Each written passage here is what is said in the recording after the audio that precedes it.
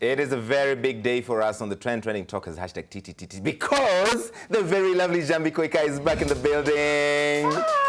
Vigelegele nini. Njambi, how are you, my darling? I'm great. I've missed you guys so much. And we have missed you as well. We have missed you so much. Me, I can't hear her. Why can't I hear her? Don't worry. You don't need to hear. Njambi's among us. You look fantastic. You look wonderful. Thank you, Larry. Njambi. And I see you unaendelea tu kunona. Wewe siwache ni prosper. Ili kunona kidogo nikinona tu kidogo mtaanza kusema tijio mara Mimi ukiendelea tu kunona hivi Larry, kwa sasa ushadona mpaka meno. Unajua tushona tomato kwa machiki zitakuwa hivi na get. Unashika. And Ciru, I hope you're well. Nimekuwa nikiwacheki venye mnaingililia Butita. Butita, I'm back. I got you. Mimi nakuuliza sana yani, nilijua siku itafika. Butita kulikuwa jaribu kuongea aone. Kuteseka ni kwa muda Butita. Mimi mambo mingilia Butita, hiyo ni kazi ya Anita. Unajua Njambi poa. Unajua vitu yao beba kwa handbag. Hiyo nyundo yako Njambi leo tunaitumia. Mimi wacha ni wa show, mimi siingiliangi Butita. Hiyo inakuanga kazi ya Anita. Ciru, by the way usijitoe kwa hiyo noma. Tunajua sana. Nimejitoa. That story. Tunasema Butita sijui ana vasuti zimebeat, ati sijui mara na kam Nigeria, na amevaa uniform. So by the way you're created in God's image. You are handsome. Inaitwa TDH tall, lakini wewe si tall. You are #blessed. You are F and WM. You are fearfully and wonderfully made. Sasa umeanza. Yes. Okay. No, it says in the Bible. It does say that in the Bible. In fact. Lakini you guys sukari ukoroge kwa kikombe ukunywe. Toko mwaka mpya mambo mapya. This is one of those. Last year, you remember, Jacqueline Mwende, she made headlines because her husband, Stephen Gila, allegedly attacked her with a machete for, actually even went off to chop off her limbs for apparently her inability to conceive. She couldn't have children. Now, the story has changed because she's pregnant. Her story is she cheated to save her marriage. Njambi, when umerudi? Anzia na hii story. Yani mmenirudisha tu na noma haki baadaye. Yani mmenirudisha tu na noma. Haki story ni ngumu. Seriously, mimi hata guy ni ngumu. Lakini tu kusema ukweli, huyo jamaa angemkata mikono, unaona? Hatujui ni allegedly. Okay. Ule mtu alimkata mkono tu basi tuseme. Sasa tunatujui. Juu sasa hii story ni ngumu. Sasa hatuwezi jua kama ule mtu alimkata mkono ndio buda huo mtu hii ama ni bwana yake. But still ule mtu alimkata mkono haifai. Sipoa. Yani violence sipoa. Hata kama mtu apati mtu iendeni tu kivyenu. Na siku hizi watu wanaweza pata watu njia mingi, unaweza adapt, unaweza yani unaweza kuna njia mob sana za kupata watu. So I don't think violence is the solution. And then if she yani sijui hiyo situation ni tricky Larry, because unajua kuna watu wengi sana kwa noma kama hiyo sahi. Watu wanalea watu isi wao, unajua? Pengine unaweza pata Butita, pengine Butita alizaliwa na walami yeye akatokea. Unajua mtu anajua hiyo.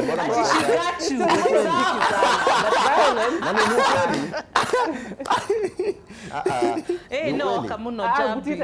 Butita ni example sijasema. Okay, Ciru. No, what I have to completely echo what Njambi said. Like, it doesn't matter whether she was cheating, not cheating, whether she was cheating, jumping, sitting. I don't know what she was doing, but there was no excuse for this guy to maim her for life. Allegedly. You know, we can't speak because these things are still in the courts. Yes. He has not been convicted. However, that being said, I saw a lot of very disturbing conversations online. The worst kinds of conversations. People are like, oh, kumbe she was cheating, so now she deserves what she got. Really? And these are the same Negroes who, when whatever went down in amongst my people of Nyeri, when people were katakataing transformers, that was a terrible thing. But when a woman gets her limbs chopped off, it's a problem. Can we please be consistent? Violence on either genders is wrong. Okay. It doesn't matter how many times she cheated. If she cheated with the whole village plus a sub-chief, there was no reason for her to be named. Butita. Mira, stories za watu wawili tu, mtu anajiita bwana na bibi yake. Ni ngumu sana kuelewa. Mimi mpaka sasa nimeshindwa nielewe nini hapo. Juu bado tena unaweza sikia tena wako pamoja. Huwezi jua story ya watu wawili. Mimi siingiliangi, wacha tu. As Shiro's mother always says, people who've diffunicated with the same blanket. Hizo story wachana nazo. Hi, Mrs. Muriuki. Hi, mother. Okay, so Kenyans Online descended on Fox. It's an American broadcasting company because they used real footage from the September 2013 attack on the Westgate Mall to depict a fictional scene in one of their programs. It's called 24 Legacy. Did you catch that? They said it was in Alexandria, Egypt. Obviously, Kenyans were watching. They caught that episode that aired on Monday, and they called out the broadcaster on the hashtag Someone Tell Fox, and the producers had to apologize. Shiro.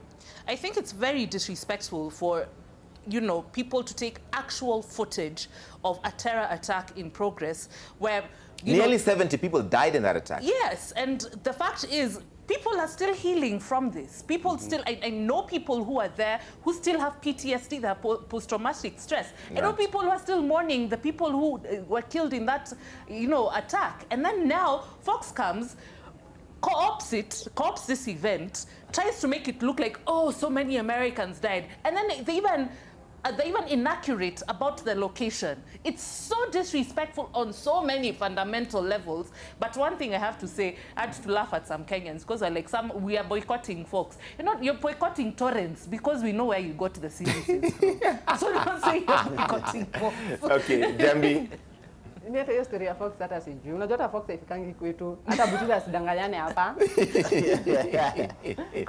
Because kwao hakuna Fox. But anyway, just Fox ni mbwa mwitu. Creators. You know, kama mnaweza confuse Nairobi na Egypt. I mean, clearly, Nairobi iko huku down, Egypt iko huko juu, surely. Yeah. And then, of course, the fact that, you know, it was a tragic event that happened and people are still healing from it. And you're using it in a fictional series? Yeah.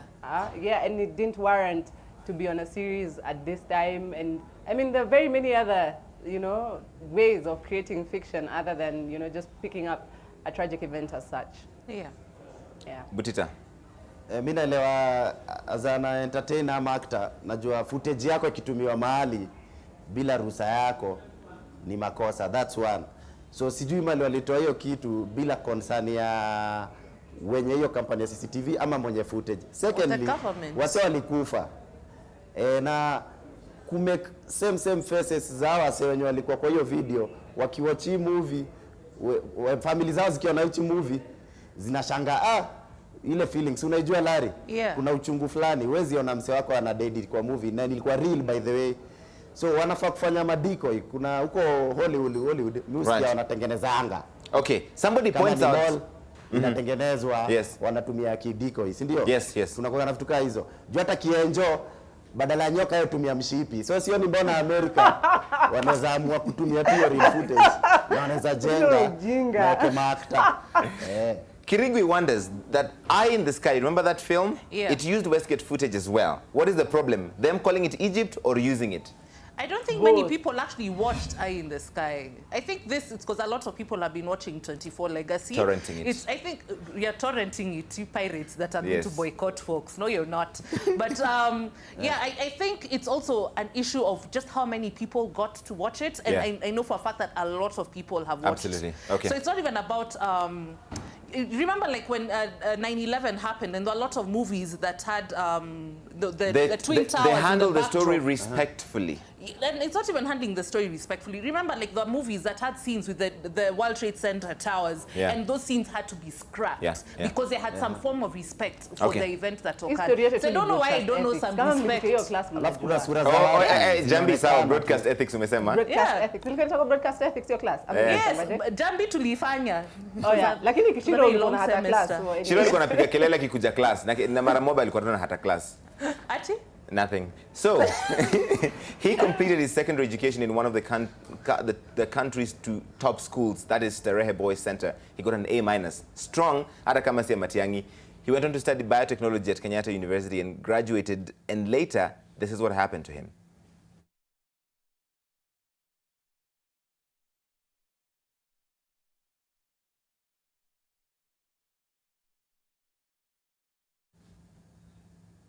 I think you know the story of Karaoke by now. He's got a degree in biotechnology, and he's been at Uhuru Park just trying to eke out a living. Shiro. You know, the thing that hurts me the most is what would have happened to this guy, the guy that found him hadn't have found him. Right. He'd still be there. and this is a brilliant mind. A minus si Matiangi, it was before, so that's in.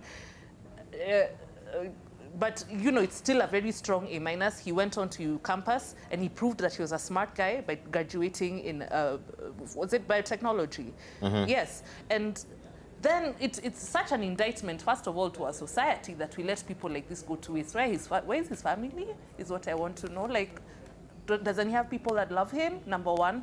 Number two, we live in a time where we see completely mediocre people flourishing. You're driving all kinds of crazy cars. No one can tell, they can't even tell you what they do for a living. Right. But they're flourishing, living in the best parts of town. But look at this guy. Like, it's heartbreaking. I can't even be angry. Like, it breaks my heart. What if this guy hadn't been found? Njambi. Kuna wase wengi sana wako nje, with the same situation.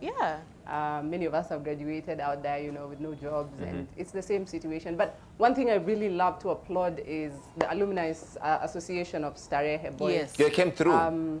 It's a very strong association, and for any other school out there, or for most schools out there, I think it's very important to have an alumni association that's strong and that networks.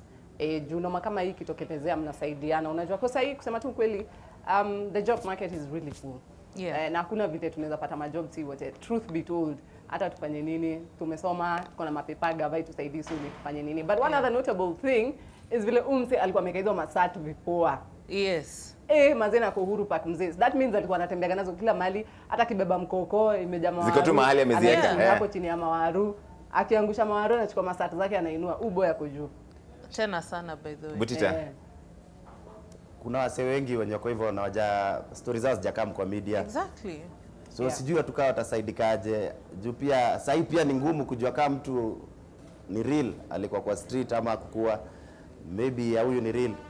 Kuna wengine watakaa maybe kuna mtoto anaweza jipeleka kwa street juu ya hiyo attention huwezi jua pia. So as much as tunawasaidia tunafaa kuwa careful pia saa nyingine. I also have to add something. I think there's also a real problem with 844 because I remember we've been taught to become employees. We've not been taught how to become entrepreneurs. So he's a smart guy who, he has such a great, brilliant mind, but, the opportunities for starting up his own business are not there. It's not, because to start your own thing, you need some kind of seed capital, some startup money.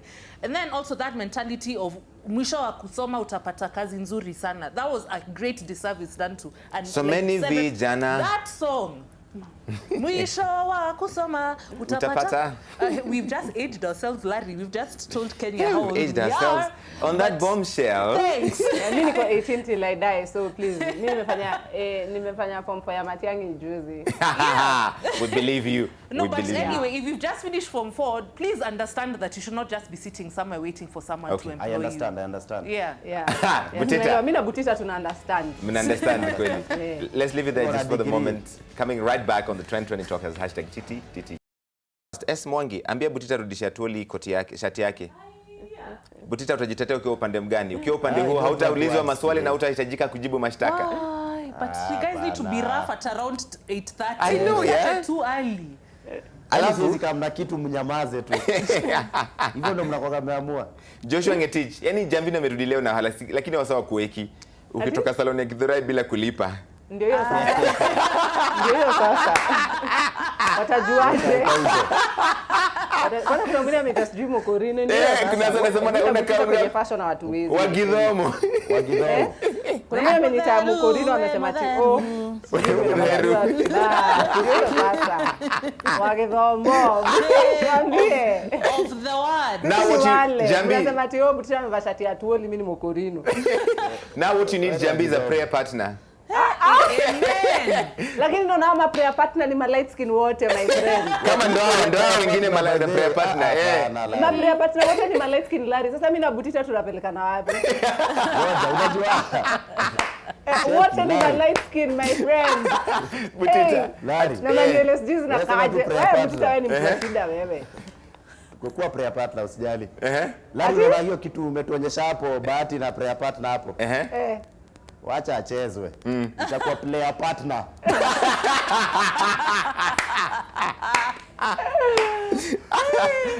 Wewe utakuwa player partner Butita kama kucheza na maombi. light skin. Oh, unasema hata Lane ni light skin? Light skin Lakini Njambi siwe ni light skin. Wewe ni si light skin Ciru. Light skin hauwezi kuwa peke yako. Wewe nyinyi wazee kuna ma light skin my friend, ukiangalia dem hivi unajiona kwa uso yake. Yule ni light skin. Njambi wacha nikushow light skin. Peke yako. Mko wengi. Mnajaza WhatsApp group. Oh my God. Nani? Shida tu ni nani ndio admin. Wewe kwanza ukiwa kwa hiyo WhatsApp group ni giza tu utatuletea. Utakuongeza giza hapo. Wewe Mimi na Larry tu ni kuchekea. Wewe Butita wewe, unless ukaange tu hivi ukismile tu unaange meno kwa hiyo WhatsApp group. Me all I can say, I'm just going to send a special shout out to my prayer partner. He's watching. Okay. Hey, lakini nyinyi mjadu wedding? Mnajua siku hizi kuna prayer partner unafanya fake wedding pia? Mimi. Lazima kuwe na fake wedding. Basi tutafanya next week on the trend. Bring this up guys so for proper reference. Yeah. Butita yenyewe hapo West make. Unaona ma light skin things. Mpaka ma bridesmaids wote ni ma light skin. Na hii harusi. Kazi yangu ni mimi nilinotice na pete ama wako nayo. Hakuna pete. Unajua labda ni wa SDA. What exchange cost? Ama ni Jehovah's Witness awekangi pete au sasa. Mimi nakwambia hiyo harusi tu. Unaona kwanza wasipote ni light skin yani. Nipola toe wimbo na Lane ushangae tena. Hii harusi ilikuwa inafanywa studio tena. What I want to know just quickly about these two boys and their prayer partners. There's a song I watched by this guy Bahati. Yes. And in that song there's also a wedding. And then I've just seen Willie Paul has done a wedding with Elaine. These two boys need to come on this show and tell us what is happening. Because I don't believe for a minute that they have beef. These guys don't have beef. They WhatsApp each other all the time saying, okay, what are we doing bro, ni aje sasa? Leo tunatesana nini? These guys don't have beef. Willie Paul na Bahati mkuja the trend tuongee. Sasa wanakuja kutuambia nini na wote wanafanya the same things. Me just want to know who copied who. Sasa si umeona first ndio alitoa prayer partner akafanya harusi, huyu mwingine tena amemcopy mpaka ma light skin. Amecopy tu the same. Wewe mnasema ni Willie Paul, Willie Kope. Hawa mnawani gani?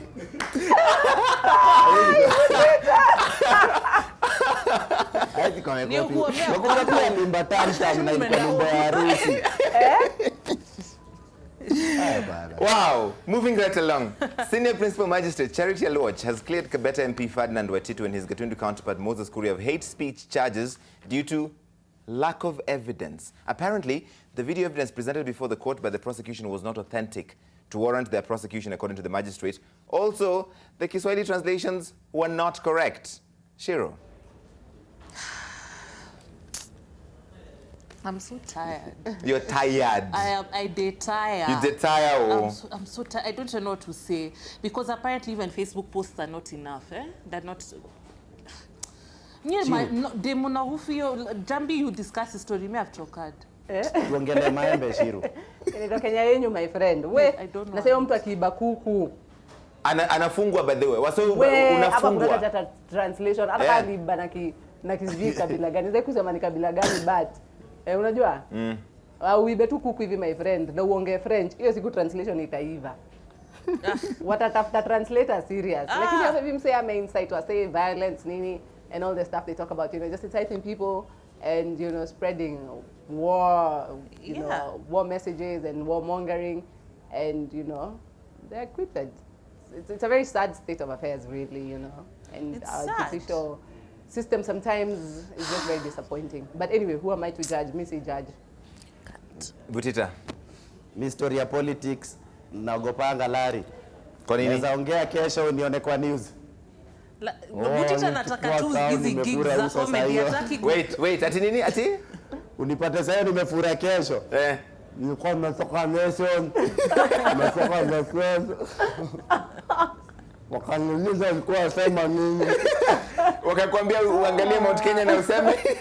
Nikaingizwa kwa nyumba nikaona msumeno. Kanyaga na rungu. Wakaniambia kama ni mwanaume ndio uongee tena. Unasema ngoe. Wakaniambia siasa We lock off the state. Imagine Niona wangu saa moja. Wakaniambia wanapenda kazi yangu.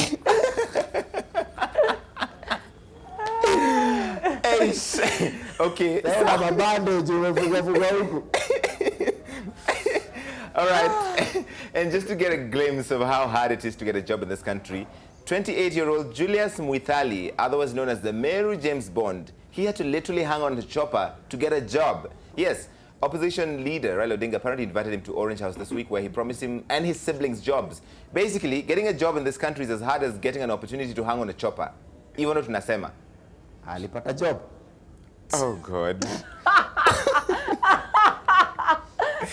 Butita.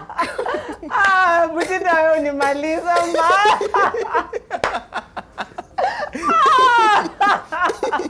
Akia Mungu. Butita by the way. Unajua wasema leo msee Ciru ukiangalia machopi wote upata kazi. Ni ukweli by the way kwa chop. Kuna machopi pata job. Wewe msee alikuwa chop. Alikuwa chop mbaya Butita by the way hapo mimi nakubaliana naye mbaya. Njambi, what you're doing is that you're encouraging this. Stop enabling him. Mimi nakubaliana naye. Nasema wewe msee Butita mzee alikuwa chop. Nasema wewe msee chop juu alifikiria kwa chopa una get. Don't get chop. Butita sijui kama wazee wana to get. Niliget lakini hapana. Chopi. Chopi unajua mtu amesoma chopa mtu katakata mseneza hang kwa chopa. I don't like it. Yes, I don't know. No. All right. Let me tell you guys though about Davies Karaoke Ngari. He may have had a smooth transition from hawking in the streets of Mombasa to a rich businessman and a bishop in Kiambu until he expressed interest in running for the Kiambu governor's seat. Turns out you need a degree to run for the governor's seat. He didn't have one. He only had an idea of how to acquire one. But it turns out it backfired.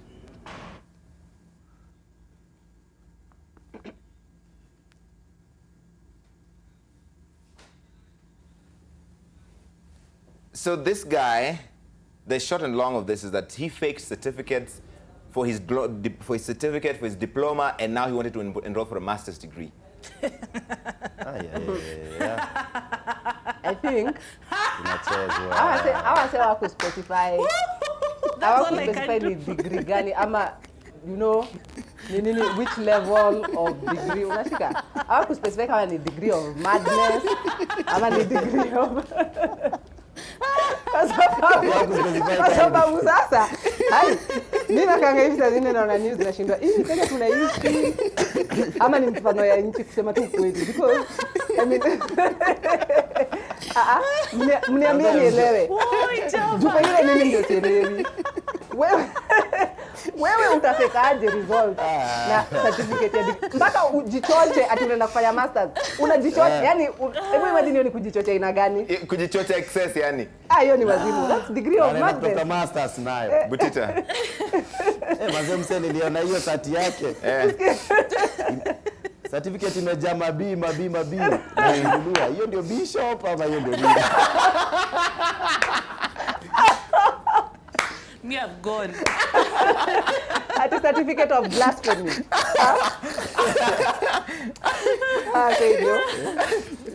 I think the story is unbelievable. Okay, you guys. Help me. I can't get annoyed anymore at this vibe. Me, by the way, every time I hear a new case of foolishness, me, by the way, I just check up. Me, you sit, me, I'm crying because this. Okay, guys, we're going to be right back. Check this out. So this guy is Polo Kea. Kumbe TTT ina host waras. Big up your people. Awolan, ama Njambi tuko sawa? Ya wale wabaya, wale wanyanya, wale wa tomato, sema ra! Sema more fire! Wicked! Skemli tunachochwa. Fire mama Njambi. Yeah, in the place. Semanga nyama Babylon. Oh God. Acha kuharibia watu sasa. Abdullahi by the way urasi yako ya kujitetea Larry. Ati mimi msemanga wa Babylon ndio upanda gari, mrasi ni kutembea na ni fair ana. Wewe watana na warasi. Wewe warasi asubuhi. Watch our weight. Yeah. Thanks. Well, seriously, check this out from Abdullahi Abdinur. Is so excited. Oh, so Njambi Koika is back. My God, I love that meme so much.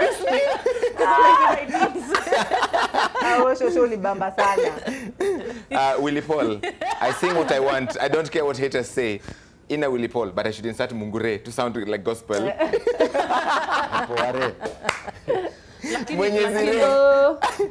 Leo ni weekend tunaenda kupare, lakini kesho ni Sunday tuna worship Mungure. Hata nani? We can go home now. That's it. It's a wrap. We're done. Okay, still, Jalia Abdallah, Willie Paul were as forwarded as received. I'm fine Willie Paul poa by the way. Tigawana we. Forwarded as received. Giddy Loftus, Meru James Bond got a job because he showed better skills than his Bungoma counterpart. So na cheki, mso Meru alikuwa amekaa, mso Bungoma alikuwa amehang. Hapo ndo kuna tofauti. Mso Meru alikuwa business class. Meru alikuwa business class. Sasa Nairobi na papige sama. You didn't see the Meru guy, he was sitting, he was even waving at people. It's like smile and wave, Yeah. smile and wave. I got this. I got this. Paul Ulopa, ndio hao mabeste wa Koikai, #light skin. Bana. Those guys look like candles that have been switched off. Simbutita kuruka. Simbutish. That's personal. Naona Larry, Larry, correct me if I'm wrong. But Yes. Njambi came into this show telling Butita, I got you. Hey, I got him. the lies they tell you. Ciru, I got Lies. him. Mimi ni Simbutita, man. Naona fire mama ametoka job. Ndio huyo Arab Taiti. Kibana. Hey, let's do this. Let's do this. Let's do And this finally, thing. Simon Ingari, Kenya moving backwards. A young man with a genuine degree has no job. Old man with a fake degree is working for God. I'm telling you. Think about that. Okay, what is this about Kenyan scary drills? This video of the Kenya Red Cross employees seemingly under attack caused panic on social media among Kenyans, only for it later to emerge that it was a simulation exercise for the organization's employees in the Aberdare forest on how to administer first aid in a conflict situation. This is what it looks like. This is why everybody's freaking out. Run it and I'm going to talk you through it. Kenya Red Cross later had to issue a statement clarifying this. But then again, even before that statement, how did you guys miss the clue from the cameraman? Listen.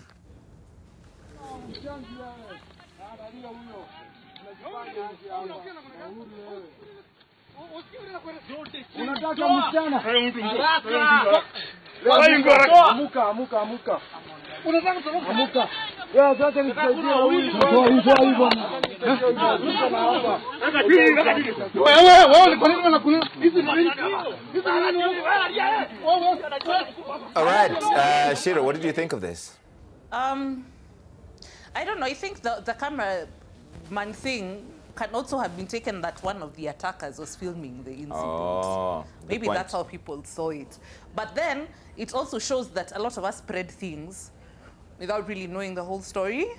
So you know the story for fake news? Oh, yes. Even though sometimes Trump uses it because he doesn't like what people are saying. But in this case, I think maybe we should think before we forward. Not forwarded as received. Yeah, not forwarded. Siki Willie Pose, Mungure. Njambi. Kitu imenibamba, hii kitu ilikuwa ni drill, si ndio? Kwa hivyo si kweli. Yeah. Lakini sasa venye walikuwa wanafanya wasi wanalaliana hapo hivyo kusema tu kweli. Umenotice? Like what was that? That was Like, very what was the unnecessary. They're a bit extra. It was like for what? Sasa already watu wamelala down, so unaambiwa walaliane juu ya. What skill are you teaching them? I know. Is what I want to know. It is for what? Okay. What? Why? Red Cross, please tweet me at Ciru Muriuki. Explain that part of that video. Okay, Butita. Hiyo drill isiletwe hapa manze. Siwezi imagine Ciru akinilalia hivyo ati ni drill. Nimetukanwa. Nimetukanwa. You know, if Ciru sits on you, but then if Ciru says, I'm going to sit on you, it's considered a threat. Yes, a threat. It's a threat on your life. Tukalia. She can sit on you and you'll die. That is it. You see? Unajua ni Mungu. Sasa mimi nikalia Njambi. Ciru akisema nitakukalia, be afraid. If I sit on Njambi, she'll just become my thong.